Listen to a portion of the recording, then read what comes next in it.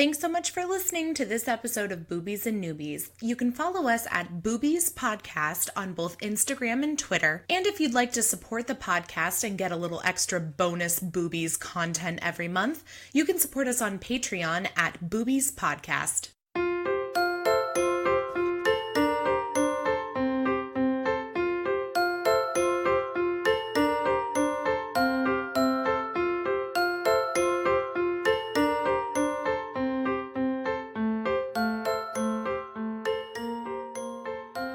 Welcome to Boobies and Noobies, the podcast that asks novice romance readers to think outside the dick in a box and brave the unbridled world of erotica. I'm your host, Kelly Reynolds, and today I'm joined by returning guest, Serena Ghazzawi. Hi. Hi. Welcome back. It's good to be back. It's good to be back, and here we are in a warm dining room / podcast studio / office, drinking hot beverages on a hot day. Yeah, it's just ideal. You know. Comfort, yeah. You know, I mean, it reminds me of when we first recorded together. It was colder then. Mm-hmm. When was that, like January, February? Yeah, it was a while back. We recorded, I think Stripped was one of our first episodes of the season, so that was back in like January. Damn. And here we are in June. Ugh. Where did the time go? How that time. How she just flies. Flies away along with all my money because it's wedding season. Yeah. I don't know if anybody else has plans for, attending several weddings in the near future, but I know Serena and I do. Yes. So give everyone a little gander as to what's going on in your life. So I have 3 weddings coming up. One of them is in Singapore.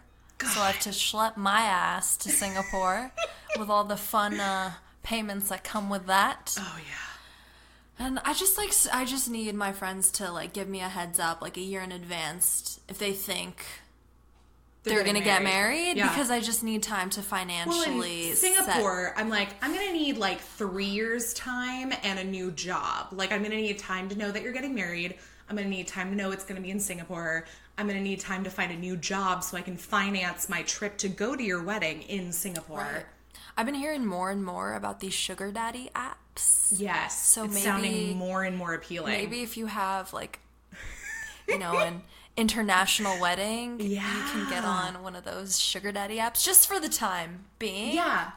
Yeah. Just to aggregate some funds. Meet some new people. Sure. That. It makes me wonder too, who is on sugar daddy apps in terms of the sugar daddies. I'm just kind of thinking, if you're a rich guy and you're even moderately attractive in Los Angeles, you don't need that. You are set. You don't need to be going on an app. But at the same time, maybe it's more convenient. You just dial up a baby. An escort. Oh. A sugar baby. Not a baby. That was gross. I knew what you meant. Okay. Yeah. I was saying clear. Escort to sort of segue into... Oh, yeah, into our story. Which is the perfect segue. So absolutely. Today, Serena and I are going to be talking about the book Hired by Zoey Castile. And this book was published in February of this year and is available on Amazon for $9.99 Kindle edition. What a steal. Ooh, such under $10. I mean, you save yourself 2 lattes at Starbucks and you can buy this book. Mm-hmm. That's it. Or if you're lucky like us and you make friends online with Zoey Castile and her fabulous editor Norma, they'll send you the books. Shout out Zoey and Norma. Oh my gosh, our 2 new BFFs. For real, let's go get drinks. For sure. Yeah, I'm all about it. But Serena and I reviewed the first book in the Happy Ending series, Stripped, earlier this year, and I think I can say with certainty that we will be reviewing the 3rd book as well, which comes out this August, and that one's called Flashed. After we reviewed Stripped, Zoey Castile and her editor Norma were sweet enough to send us advanced reader copies of the rest of the series, so we actually read Hired a while back and have just kind of been trying to find the time to get together and record this episode, but here we are. Here we are, and for sure, everybody be on the lookout for that 3rd book, which is coming out in August, and you'll know because we'll be podcasting about it. We will. It'll be our first series, our first recurring series on the show. So this newbie is no longer a newbie. She's just a boobie. She's just a boobie. I'm just a boobie. From newbie to boobie. From newbie to boobie. Yes. I'm going to need that printed on, like, buttons. Yeah. And we'll hand them out to everybody who reads a romance novel. I like that. From newbie to boobie. And you can be from newbie to boobie, too, by joining us on this journey that we have with the Happy Endings series. I love, by the way, that it's called the Happy Endings series. Like, that's... double entendre. Yeah, for sure. Absolutely. And anybody who hasn't listened to the Stripped episode yet, you don't necessarily have to listen to that or read that book to then enjoy this book or this episode. There's not necessarily any spoilers happening. And I mean, we're going to spoil them for you anyway. So if you are planning to read the Hired book, you might as well start now before you listen to Serena and I go on and on about it. Yes. Okay, so obviously, unlike a lot of other guests I've had on the show, you have read a romance novel before. I have. In this case, I have. Yeah. Yes. Have you read anything since we read Stripped? No. Have you read anything, like, besides romance? Yeah, I read, I listened to... When I got Stripped on the audio book That's right, you did do an audio file. What's the name of the website? It's called Audible. Mm-hmm. Yeah, so I still had a 30-day free trial, so then I listened to Anthony Bourdain's Medium Raw. Ooh, nice. But I feel like an imbecile to say I have not read a tangible book since then. Oh my god. Well, you know what? Everybody's busy. That's true. It's it's hard. Like, we have a lot of people who come on the show and they're like, it's not that I don't want to read romance or read in general. I just don't usually have the time to. And especially, I feel like we spend so much of our days in LA in the car going places. Like, you're not actually at events or, like, at work. It's the time you spend in the car going to things that it's just easier to listen sometimes. Yeah. I get it. Why do you think listen to a podcast? Yeah. Like, Boobies and Noobies. I was going to say, are you going to plug somebody else now? Like... Savage. I mean, it's not like this is the only podcast I listen to. I listen to all sorts of podcasts. Oh, really? Because this is the only podcast I listen to. The only one. The only one. Only one. I mean, if you're going to listen to a podcast, this is it. My ears reject everything else. God. Yeah. You're a creature all of your own. I'm just that big of a fan. I love when you bring out your sexy voice. That was sexy? That was supposed to be creepy. Oh, I don't know. It was kind of like a, wow. Like a sexy, but like sort of like Valley Girl sexy. Oh, okay. Yeah. Well, now I found out today I can't be creepy. I mean, I'm sure you can be. We'll work on it. We'll work on it. But this is not a creepy book. No. I don't need any creepy voices in this specific reading. Okay, cool. Well, and you read Stripped, you read Hired. I'll definitely want to hear your thoughts. I don't know if you have them initially on, did you prefer one over the other? I think they're both good in their own ways, and I like how Hired isn't a sequel necessarily. It's sort of its own book, standalone book. Yeah, for sure. I think from a writing perspective, I like this one better. I think there was a lot more, there was depth. I hate to say surprisingly, Zoey, but surprisingly there was depth in Stripped, and I also thought there was depth in Hired, and it was very like, I don't know, my introverted, neurotic self, like, this book resonated with me in those ways. I think, and I like that you mentioned as like an introvert that it resonated with you too, because I feel like a lot of, when you read Stripped, and when you read this book too, but especially in Stripped, you get a lot more of the, what are they called? The Mayhem City. Oh, Mayhem City, The Mayhem City dancers. You know, they're the strip team. They're not like a sport. So, like, they go to competitions. Right. But they're strip show. And you definitely got a lot more of that in Stripped, I feel like. Like, because this one, Aiden is kind of, like, out on his own. By himself, right. And I feel like there's a lot more of him having, like, this internal struggle, too. So I definitely did appreciate that. Mm-hmm. Yeah, I'm with you. I liked them both. And it's funny because I feel like if you read this one without reading Stripped, you wouldn't even necessarily miss Stripped or, like, know that it wasn't there. Like, you can definitely read them by themselves. I think if you read them together, great. You know who some of these people are, but it's not necessary at all. They stand alone fantastically. I agree.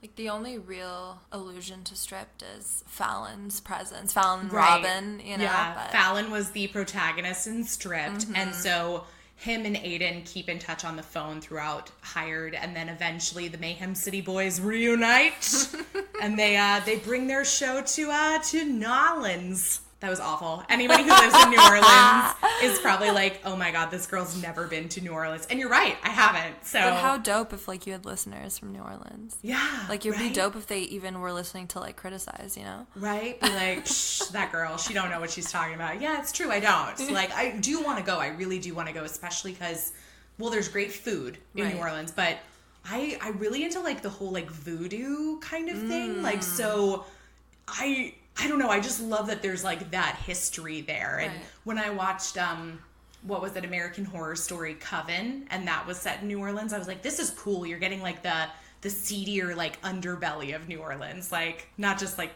Bourbon Street. Didn't see it. Oh, okay. Well, you know what? But you're right. You're right. Like, there's, I mean, I know enough about New Orleans. They also do, like, serial killer tours. Right. In fact, I think we read... I want to say it was New Orleans. We read another book for the podcast where they were in New Orleans at one point, and that they did go on some sort of tour that was like a serial killer tour, or it was a ghost tour. And I want to say that was a book we read for the podcast. I'm blanking on what book it was, but I feel like it was New Orleans. I'm trying to think of where else you would go in America and have that same experience, because I think that's definitely something you would associate with that city. But agreed. Not just serial killers in general, but like I don't know, the creepier, like... My next guess would be like Maine. Maine? If we go from New Orleans to Maine? That would be more like the I don't know, like the killer zombie lobster rolls. Yeah. I'm thinking like the killer who's like a disgruntled fisherman, and he has like a hook that Fisherman could be scary. Very like, I know what you did last summer kind of thing. Like that would be the main... Or like Cabin in the Woods sort of thing, just in the middle of nowhere.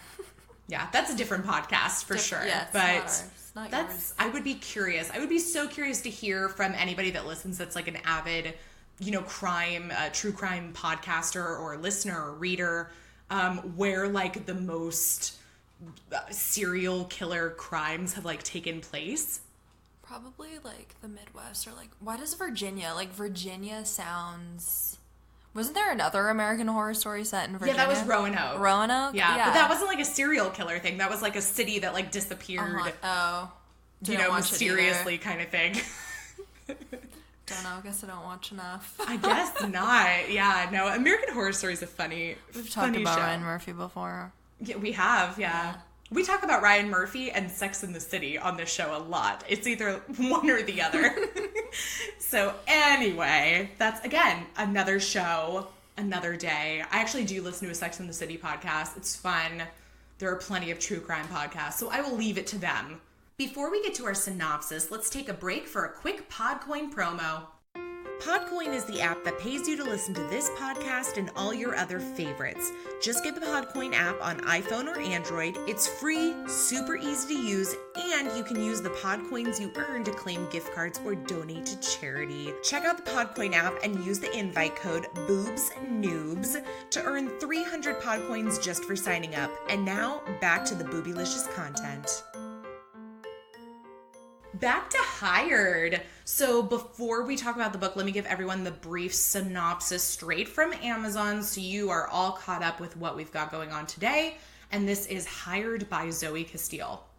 For a man who makes his living pleasuring women, what happens when the only payout worth having is love? Faith Abigail Charles. Can we just stop and like talk about her name for a second? Faith Abigail Charles. Like, that's so... First of her name. God, that's such good... It sounds like old money, like, doesn't it? But I feel like they're not, though, because I think she makes a point of talking about how her mom... was a waitress. And, and that she's running to be the first black mayor of New Orleans and, is a self-made woman and everything. Sure. But it does sound very like Old South. Faith Abigail Charles. Faith Abigail Charles has always done the right thing, so when her mother runs for mayor of New Orleans, Faith puts her law career on hold to help her win. But when tensions run high, Faith trades one kind of heat for another, in the arms of a hard-bodied stranger. Delightful. He's everything a woman dreams of in a lover, so much so that her one-night stand turns into 2, then 3, then 4, ... For Aiden Rios, meeting smart, sexy Faith feels like fate. Oh, it's fate meeting Faith. You know, we can talk about this too, but I don't remember. Was there a line where somebody like specifically says like, you just gotta have faith? Possibly.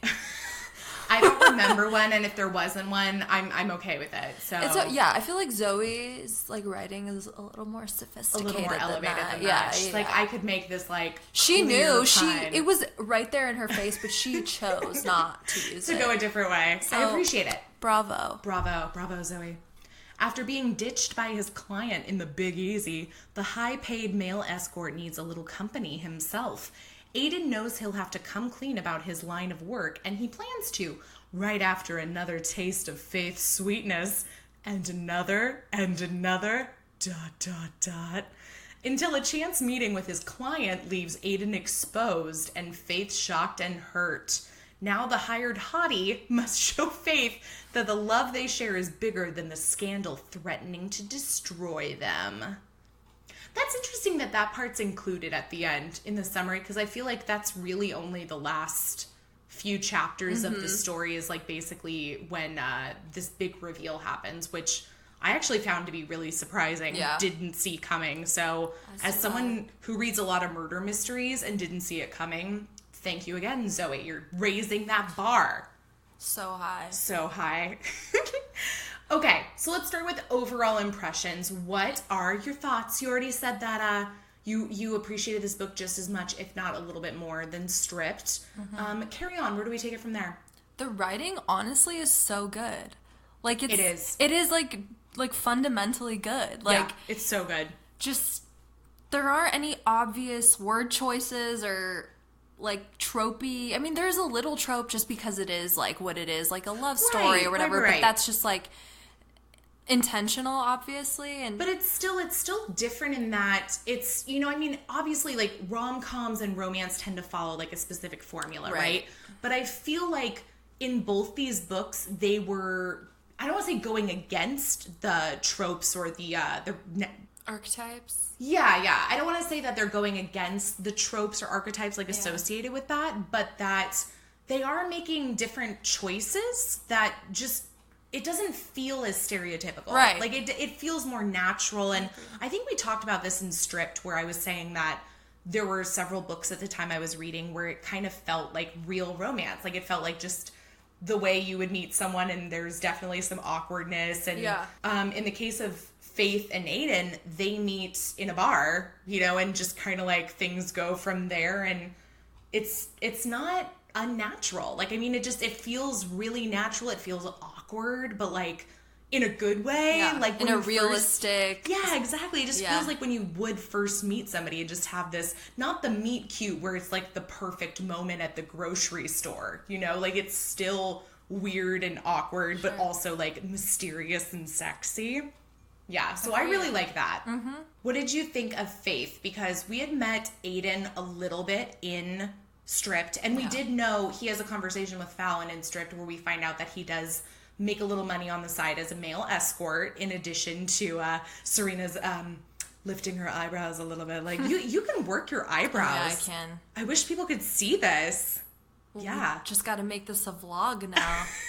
No, because then I'd have to like put on real clothes and like brush my hair. Yeah, no, let's not. Just imagine. Use your imagination. Yeah, it's good. Good for you. That's a talent. Thanks. Anyway, but so we had a little idea of who Aiden was and that he worked as a male escort in addition to Mayhem City. When we meet him in this story, he's been whisked off to New Orleans to basically escort this woman, this older married woman, for a week.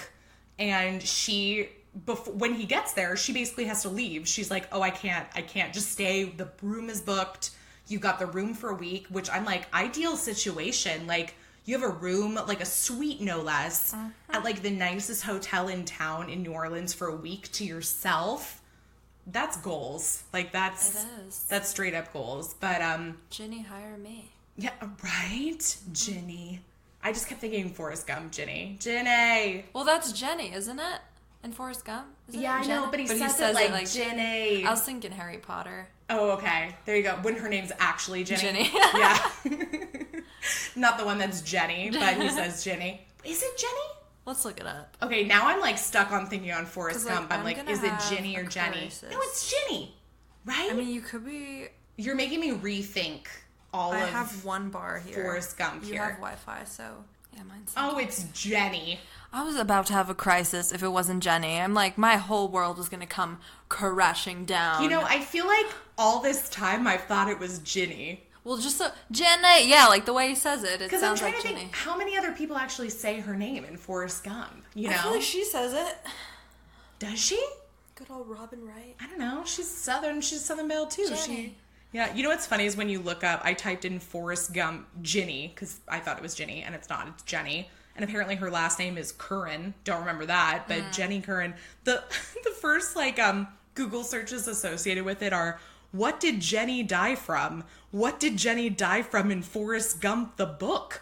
What did Jenny's father do to her? Like, I'm just like, this is all dark ass shit that people are looking up. Like, if you didn't get it from the movie, right, we got bigger problems. Maybe wait a few years till you get older and then rewatch it. Yeah, rewatch for sure. Anyway, but so Aiden's hired by Ginny, not Jenny. Yes, to be her escort, and she takes off. And you know what? I thought that was going to be the end of her. I didn't realize like she was going to come back into the story later on. And I did. I mean, I thought she had to. I thought she was going to come back in that Faith was going to find out that he was an escort. Yeah. And that he was paid to be there by a woman.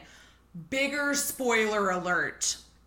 Not only does she find out about Ginny paying Aiden to be her boy toy. Let's just go with that. Not only does Faith find out that Aiden has been paid by Ginny to keep her company in New Orleans, but also that Ginny is the wife of the man running for mayor against Faith's mother. Boom. Shakalaka. Yeah. I didn't see that one coming. I didn't either. Yeah. I thought Zoey taking it up a notch, just raising the bar so damn high to impress us. I mean, no, that's true, and but that was like, again, that's a good example of like we both anticipated like, oh, this is gonna come back to like bite him, like you know she's gonna find out about it. I didn't see it going that extra level of like, not only is she gonna find out about it, but this woman could technically use this as like blackmail, leverage, yeah. And that's kind of where it, like, starts to go, but then it doesn't. So that's good, too. She was, like, Ginny was actually, like, a good woman. She wasn't just, like, a vindictive bitch. Yeah.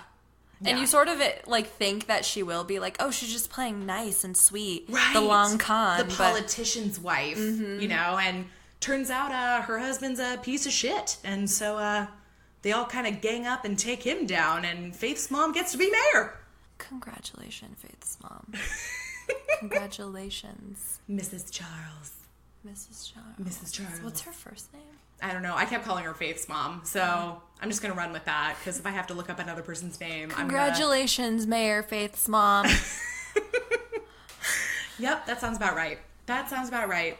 Faith, on the other hand, was new to us in this story, and what'd you think of her? I liked her. She was chill. She was like, kind of...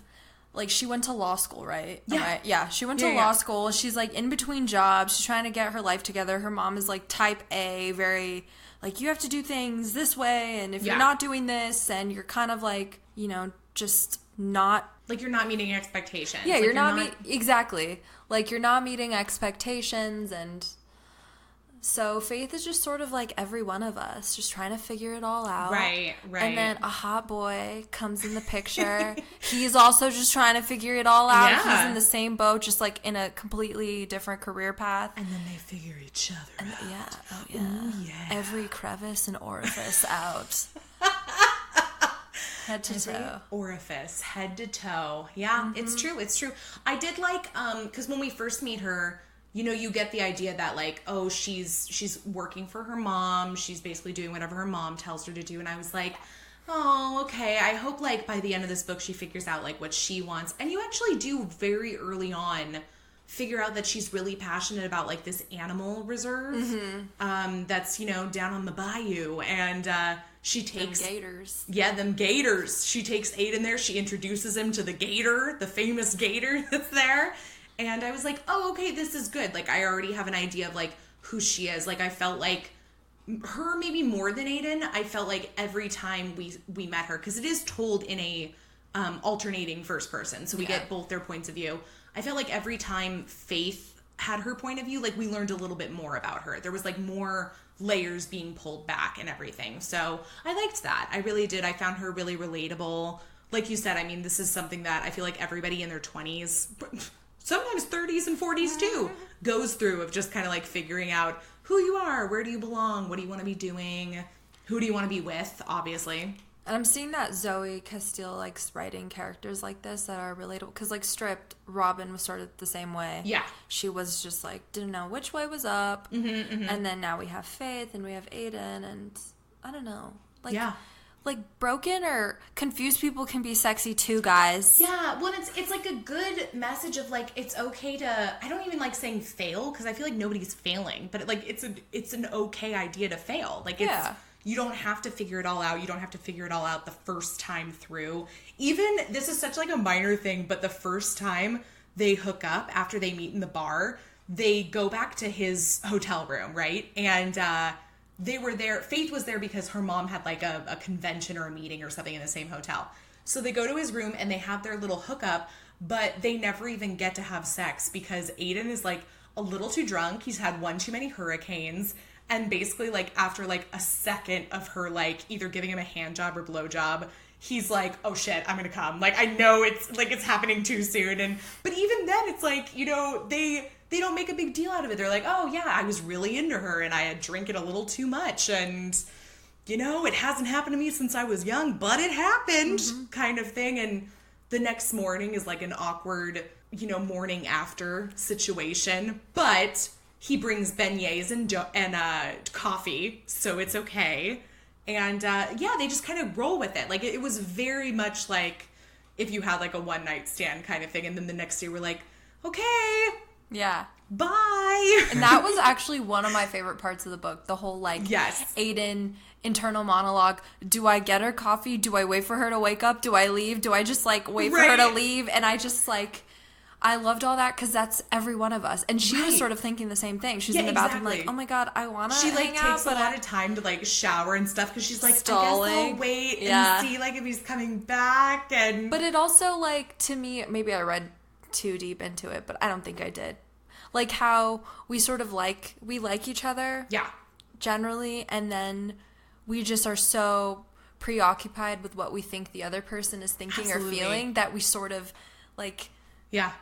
I don't know, we try and we change ourselves. We get too self-conscious. Yeah. It's like this pseudo self-awareness where we don't want to be annoying or like clingy, so we do this. Surprise, this just became a dating podcast. Like, no, I mean, it's so serious. It's true. It's like, I listen to a lot of like dating and relationship themed podcasts, and my roommate and I were just talking about and trading like Tinder and Hinge dating stories today because we're both single women in Los Angeles. And I mean, it's true. It's so often, you know, you get too focused on like what someone's going to think of you as opposed to like, you know, what you think about yourself or, you know, what you want. And I think I was listening to, have you ever heard Sex with Emily?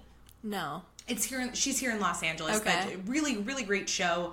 And she was talking about recently how we tend to focus too much on like, thinking about what somebody else wants or like, oh, I think they want somebody like this. And it's like, but what do you want? Yeah. Like, what do you want? Because if you don't know what you want and what you're looking for, then you're just going to focus too much on fulfilling somebody else's desires or at least what you think they want.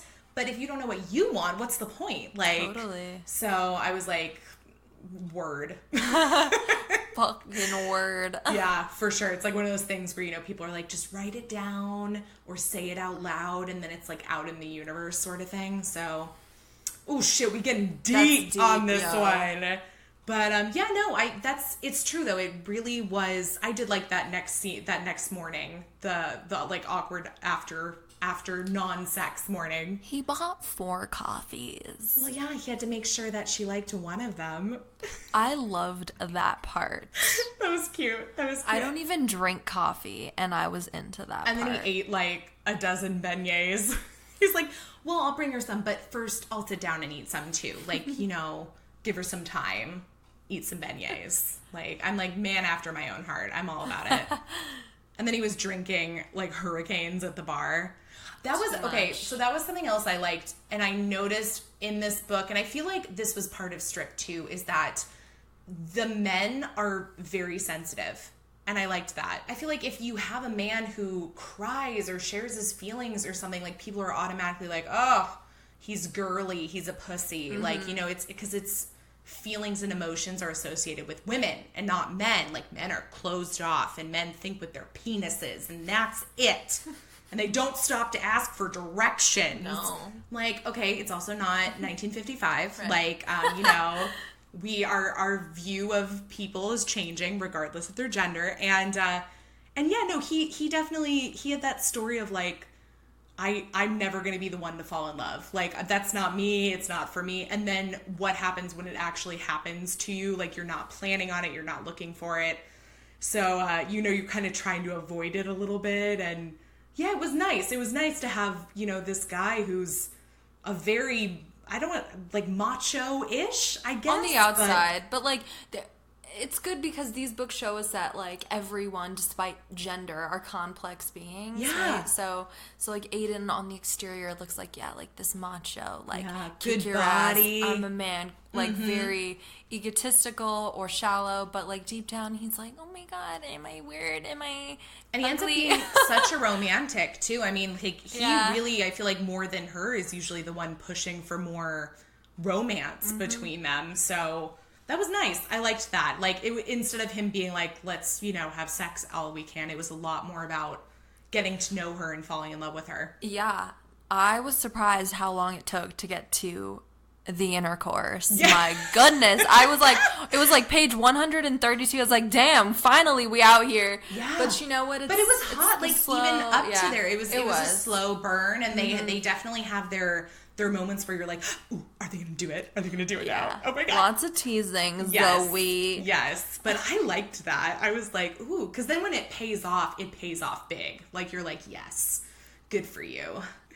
So yeah, I did like that. I like that it's also in New Orleans, and I feel like, yes, I like New Orleans, even though I've never been, but you almost fall in love with New Orleans too, like, because I think you've probably heard this, that there's like certain TV shows and movies and books where people treat like the location where it takes place as like a character in the story. Mm-hmm. Like, this would not, if this wasn't set here, it wouldn't be the same thing. And I don't know if that's necessarily true about this one, but I did feel like it was nice that Faith got to share a piece of this city that she grew up in with Aiden, and he fell in love with there just as much as he did with Faith, because he ends up moving there and having this company there, like, not just to be, with her, but that he likes where they are and everything. Yeah. And so I liked that a lot. I thought that was cute. The food, too. The food mentions major. Yeah. It made me very hungry. Yeah. Pecan pie, po' boys. This is like one of those ones where I'm like, you could do like that, like a tour, like through New Orleans, be like, okay, we're organizing the hired happy endings tour. And, you gather and then you go on your tour to like all the different spots where they eat and drink and stuff. Yeah. So there we go. Next time, whenever I finally make it to New Orleans. Maybe let's do it, dude. Yeah. Let's just go. We'll holler at Zoey and Norma and all of our listeners. Do Be they like, live yo, if you're... No, I don't think so. But Well, just meet us, ladies. yeah, just meet us in We'll drink some bourbons. New Orleans, and we'll get our beignets, our Café du Monde. Yeah. But if there's no, like, male strip show there, then, like, what's the point? Like, we have to end the night by going to a male strip show. There has to be. It's New Orleans, yeah. right? And if not, like, one you pay for, a free one on the street. Yeah. There you go. Yeah. There you go. For sure. I do like that in the end, we do get a nice little appearance by the Mayhem City dance men. That, because I kept thinking, I'm like, oh, he left them. Like, he's just not going to be with them anymore. But no, they come to his rescue and they're there. And I thought it was really funny that one of them talks about how he was a model for a romance novel cover. And it, like, got really popular. It was a really funny title, too. Let me see if I can find it. It was something about, like, Montana or, like, cowboys or something. Here we go. The sky's not the only big thing in Montana. I would read that book. I think I would too. Right? And even the guys are like, because what's the big thing? I don't know. What is it? I don't know. Mountains. Right? Or a horse, right? Right? I like the guy's response too is like, your nipples look mad pink. Or a little on the nose with that one. I love it. Yeah, they're a fun group of guys. They definitely would. They are. I'd kick it with them. Yeah. Let's drink hurricanes and for sure. Get wild. In Nolans on the hired tour. They're gonna hate me there. This is why I can't go to like England, because I know that I'll start speaking with like a British accent. I can see you being that person. And it's not to like make fun of anyone. It's not to do. I just could see somebody being like, saying. Like, and I'd be like, oh, pass me that cookie. Like, I don't know why that was the first thing I thought of, but. Well, they don't even say cookie, they say biscuit. Biscuit, yeah. When I did go last year to London, though, I didn't put on a fake accent, but I noticed when I went to, like, just, like, the corner shops to, like, buy, like, a bottle of water or, like, chocolate or something, when I'd say thanks, I'd go, thanks. Thanks. And I was like, why am I doing that? God, well, then sometimes... Goes to London one time. Well, and sometimes my Cockney accent comes out, so, which isn't going to sound, like, nice at all. I mean, it's, I'm trying to think of, like, I think of, like, Oliver, like, please, sir, may I have some more? May I have some more? Yeah. Or, like, My Fair Lady. Like, they have, like, some wicked accents in that, too. But Wicked. Not a word you would hear in England. Yeah, they totally use wicked. Really? Yeah. Is it more of like, she's so wicked? Or is that, and also like, wicked. Like, yeah, I feel like Ron Weasley said wicked. Cool. Like, as an exclamation. Yeah, wicked. Yeah. Wicked. We need to bring back wicked. Wicked is dope. Isn't that like what they say people in Boston say? Wicked? Wicked? I don't know. I've never been there either. I don't really know anyone from Boston. I know Claudia, but she doesn't count. One person. Yeah. Whatever. Have it yet. All right, I'm done. Moving on. Okay, what else? What else did you like about the story? Oh, I do remember one thing. And this is something I wanted to say on the last podcast. Oh, okay. Zoey Castile, from what I understand, is a POC, a WOC, woman of color. And I really love the representation up in these books. We got Aiden from Colombia. Yeah. And then we have Faith, who I believe is half black, or is she full? I'm not exactly sure, but I don't know, but she definitely talks about like being a black woman. And her mom is black, and then like Robin was also I think Puerto Rican. I can't remember, but yeah, I like the representation in these books. I have to say, in this one especially too, it's I feel like as a white woman, like I feel like when I start to read a book, I just naturally assume the people I'm reading about are white. Like, that's just like my first inclination, because let's be honest. How we're conditioned. That's how we're conditioned in, society and movies and TV, that white is normal and white is, I don't know, the first default, one kind of thing, which obviously it's not. But yeah, I feel like I don't read a lot of books though where you have two non-white characters that come from different backgrounds. Like, I feel like a lot of stories I'll read it'll be like, this is a Latino romance, or this is an Asian romance. But this one, I liked this one because they were both POC. I was like, this is great. Like, they're both representing different places. He throws in, little bites of Spanish that she finds like really sexy, and he thinks she's a gorgeous woman and loves that she's so passionate about what she does. And I'm like, yeah, this is great. Like, and I really could visualize them. And I'm like, I don't need to see you as white. Like, that doesn't, no, I love who you are. Like, making you white would take away from that. So yeah, I'm with you. Especially imagine a white guy with like named Aiden Peñaflor. Yeah. Yes. Or his stage name, Aiden Rios. Oh yeah. Yeah. That was like a big bone of contention. And she's like, that's not your real last name. He's like, well, I haven't used my real last name in like 10 years. I'm like, oh, okay, that's fair. But yeah, it's their romance is lovely. I really do like it. And I think I really don't have that many complaints about this book. Like, I feel like the same way I felt reading Stripped was you fly through reading it. First of all, I think I read it over 2 days, like, and just very quickly. But my only complaint, I want to say, is like kind of the same thing that I had for Stripped was in the ending, not even half, like the ending portion of the book was I felt like it took a while for them to kind of like get back together at the end. Like it would be a lot of like her calling him, but he doesn't answer the phone. Him going to her, but they don't get back together. She invites him to something, but then takes it back. Like there were like several moments in a row where I'm like, okay, good, they're gonna reconcile. Didn't happen. Next. Oh, still not happening. Okay, let's go to the next one. Like, you know, so there were definitely several moments. And then when they finally did reconcile, because that had happened a few times, it felt like a little anticlimactic to me. So that was like, if anything, the only thing that I can think of that stood out to me as being like, come on, get together already. The romantic whiplash. Yeah, good. I like that term. Romantic whiplash. You got it. We'll hashtag it and everything.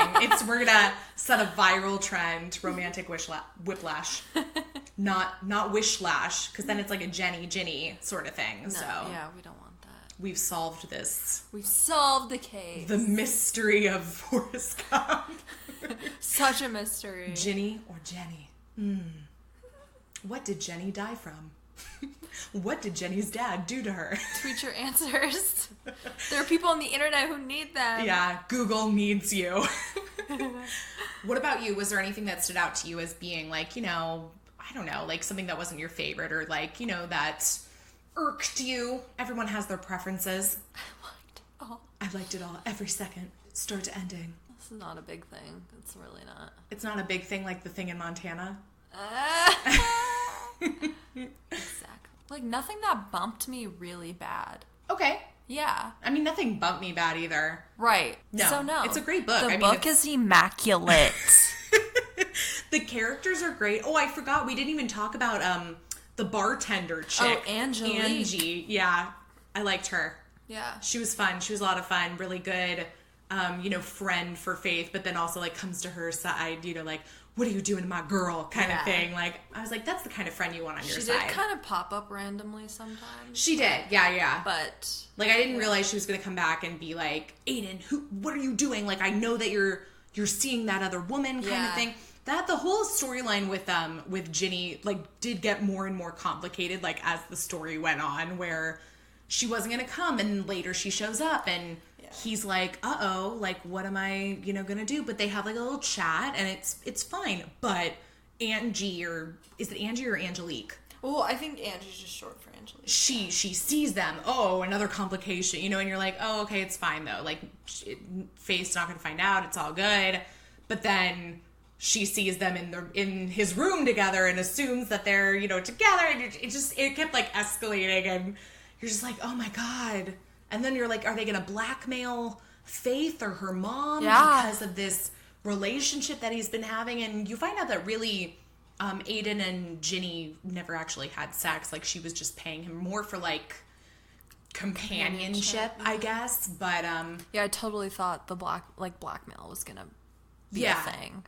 But then we have, like, sort of the like, Deus Ex Machina kind of thing where it's like, Ginny's husband, the guy who's running for mayor, like, is also abusive. So it's like, oh, well, we can easily turn this on him sort of thing. So that was maybe a little convenient, but we did know from the beginning that Ginny and her husband didn't have a good relationship because that's, like, why she wanted to be with Aiden. Right. So, I mean, that makes sense. But yeah, I mean, it's a fun group of characters. I like that they got the strip show together at the end in New Orleans. Like, it was going to be touring and they were going to do a show in New Orleans. Although I was like, again, very convenient, like, that they're making this work for him. Yeah, Ricky's like, we're going to do a show in New Orleans. Yeah. I love Ricky. I want more of Ricky. He's apparently Australian. In the book, they're like, he's been here for 15 years, but his Aussie accent is still... So I'm like, Ricky's like, this is how I talk. Aiden, we're gonna go tour. Wait, that's kind of British. Yeah. We're gonna go. I can't. No. Just now you need to go to off. Australia just Send to, me like, home. harass people there with your accent. You know, I have one friend from Australia. Oh, good. And I met him in Vegas. Of all places. Great. And, like, we were talking for, like, a solid half an hour, and then, like, I just, like, decided to slip in, like, my accent. Yeah. I was, just speaking with Australian accent. It took him, like, a whole 5 minutes to realize. He's like, wait, are you speaking in Are you trying to be Australian? Yeah. And I'm like, is it good? He's like, it's pretty good. So I'm intrigued because I want a book about Ricky personally, but the next book is the one about Patrick. So that's going to be in Flashed. Patrick is the one that used to be like a soccer player and he got injured and then Ricky brought him into the group. Yeah, that's all I really know. But I'm like, what about Ricky? Yeah, I want a Ricky one. I know. So, we're if you're looking for a book for Zoey Castile. Zoey. Yeah. Although I could see where that would be like the last book in the series because you got to cover everybody else and then the man in charge, he gets his story. But wishful thinking on our part. Yeah. So, we'll just have to wait and see. But until then, we can talk about the explicit content of this book if you like. Yes. It definitely, like you said, takes a little while to get there, although there definitely are moments, like they have their little hookup moment, and there's some hot, fiery kisses, and definitely some, like, fantasizing about each other. But did you have a specific, scene or moment that you wanted to maybe read for us, or? I love that he, like, prematurely ejaculated, though. Like, that to me, it was like, yeah. Was that the sexiest part? Yeah, it was. Yeah, it's I remember when they first hook up, that's pretty good. And then I don't remember the context of this specific scene, but it just was like the most explicit in like the language that they used. Where let me see where it was. I think this was like when they were out with like the group and stuff, and okay. I forget where they were though. I think they're at like a club. They're out with like his friends, and he pulls her into like an empty room, like at the club, and they're, just like can't wait anymore sort of thing. Do you remember that? I'm thinking it's not the club where the blackout is, right? That's different. I don't think so. Yeah, because they also do another thing in a club. Oh, yeah. No. That's a different one. But no, this is like where they're out with their friends and everything. And, he's like, yeah, Robin and Fallon are like making out. Ricky's on the phone. Some other guys are, playing pool or whatever. And he's like, come on. And he kind of pulls her away into a room, and they just kind of go for it. And, she at first is like worried, like, obviously because she's the woman who's running to be mayor's daughter, like there's a lot of eyes on them and everything. So that's definitely a recurring thing for Faith throughout the book. It's like, oh my gosh, somebody might see us. We can't be seen doing anything like wrong. But she lets that go later on because at the club, yeah. So we'll go from here, and there's some good dialogue between them. I thought about fucking you all day, he says, even while we were sleeping. I know, I say. I could feel you when you woke up this morning. He grabs my hips and flips me around. The movement is so fast that I squeal. He lines his rock-hard dick between my ass cheeks. Is this what you felt? He asks against my ear. I lean into him, my hands pressed against the wall in front of me. I can't find my breath for a moment. My heart is racing so fast. Yes.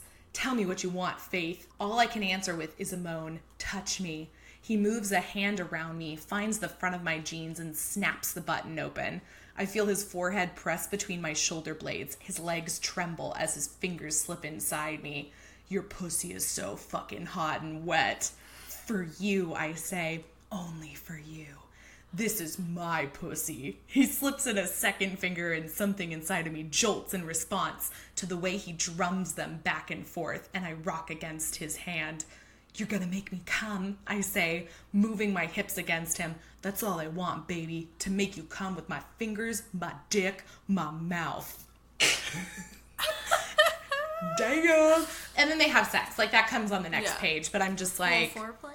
Damn. I mean, there you go. Like, that's just the foreplay. And then he's like, say my fucking name or whatever. But it was like it was the more like dominant scene, I guess, we have. I would agree. Because you definitely get like straight up fucking, but then also like making love in this story. So it's a nice variety. It's a nice variety, indeed. What do you got? Like the other club scene. So many club scenes. This is earlier in the story, right? Yeah. Okay. Tell me what you got. A little context. They're at the club and there's a blackout. Ooh. And because there's a blackout, things get steamy.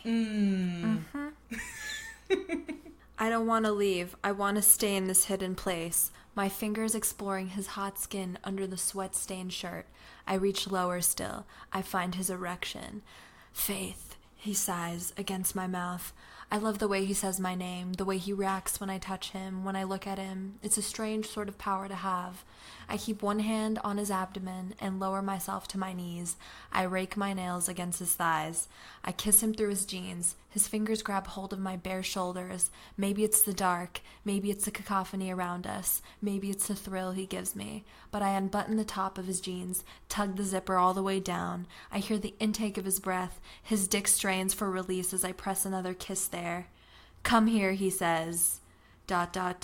Then a flashlight beams near us and we shake apart. So I feel like they could have been like, if they were caught, proper caught, they could have gotten in some real big trouble.